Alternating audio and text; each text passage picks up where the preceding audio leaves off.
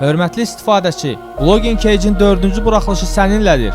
Bu dəfə sənə MMA aləmində illərdir səs-küyə səbəb olan və hələ dünən rəsmi damğasını almış Conor Habib münasibətindən danışacağıq. Barmaqlar yuxarı, hazırsansa başladıq.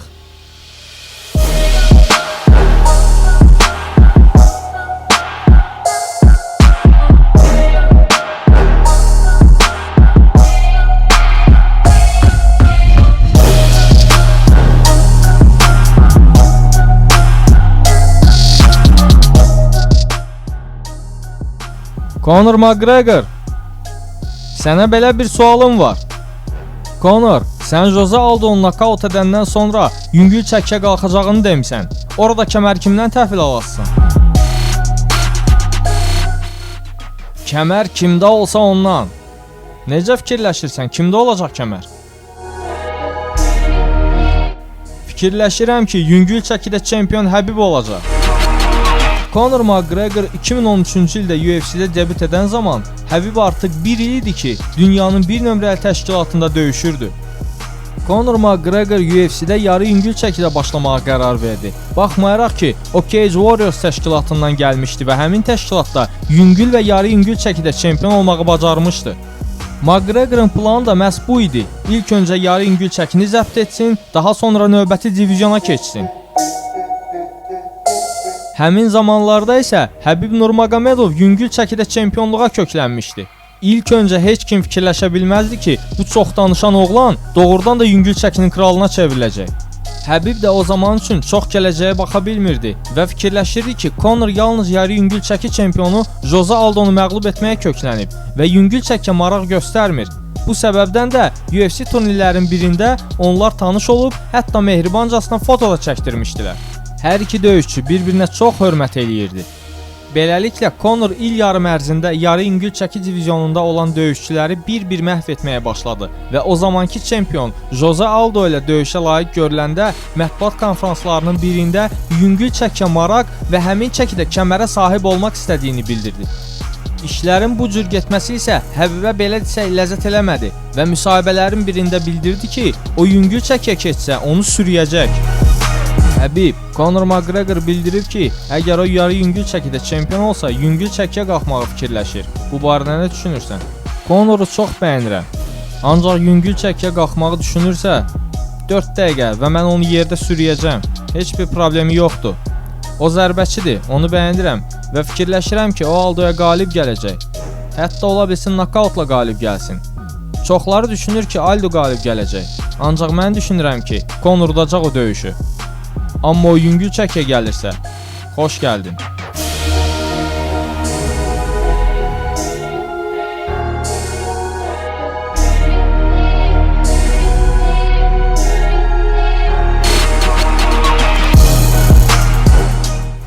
Conor Aldo'ya qalib gələndən sonra anlaşıldı ki, o zarafat eləmirdi və birbaşa olaraq o zamanki yüngül çəki çempionu Rafael Dos Anjos'la döyüş qazandı. Bu isə çoxdan çempionluq uğrunda döyüşmək istəyən Habibin heç xoşuna gəlmədi. Mənim məğlubiyyətim yoxdur. Bütün bu bombcular çox uduzublar. Nate Diaz 10 dəfə uduzub, McGregor uduzub, Sonny Ferguson da uduzub, Eddie Alvarez, Cowboy, Dos Anjos hamısı məğlub olub. Mən isə məğlub olmamış döyüşçüyəm. UFC kəmər uğrunda titul döyüşünü mənə verməlidir.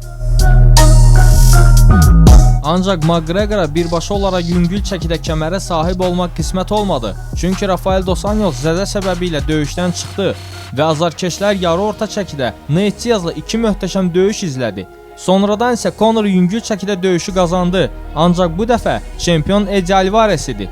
Həmin vaxtda isə Habib Conor olan bütün hörmətini itirmişdi və birmənalı olaraq bütün müsahibələrində onun yüngül çəkidə kəmər döyüşünə layiq olmadığını söyləyirdi.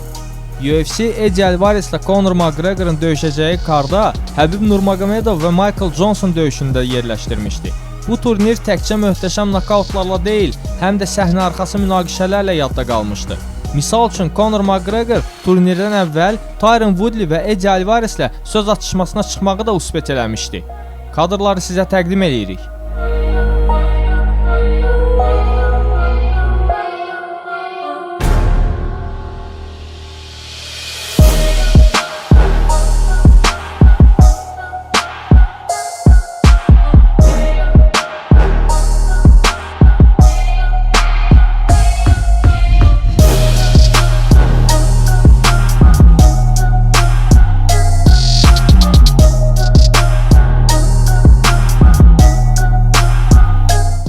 Bunlardan əlavə səhnə arxasında Conor Həbiblə də üz-üzə gəlmişdi. Həbib isə Conora onun sifətini dağıdacağını söz vermişdi.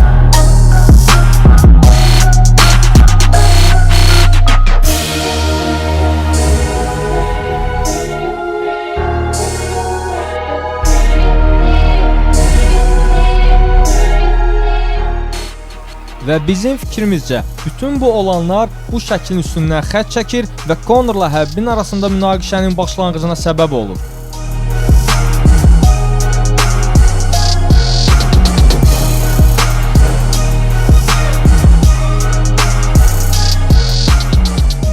Artıq oktyabrın 6-sı, Bakı vaxtı ilə isə 7-si bütün bu söz-söhbətlərə son qoyulacaq. O zaman isə sizin də ürəyiniz rahat olacaq, elə bizim də. Ondan sonra görə nə tema tapırıq? İndi isə əsrin sualı. Brat, Həbib Nurməhəmmədovdur, yoxsa Conor? Hörmətli istifadəçi, əgər videonu bəyəndinsə, like eləməyi də unutma. Kanalımıza abunə ol və dostlarınla paylaş. Sağlam idman naminə KC Azərbaycan. Gələn görüşlərə dək.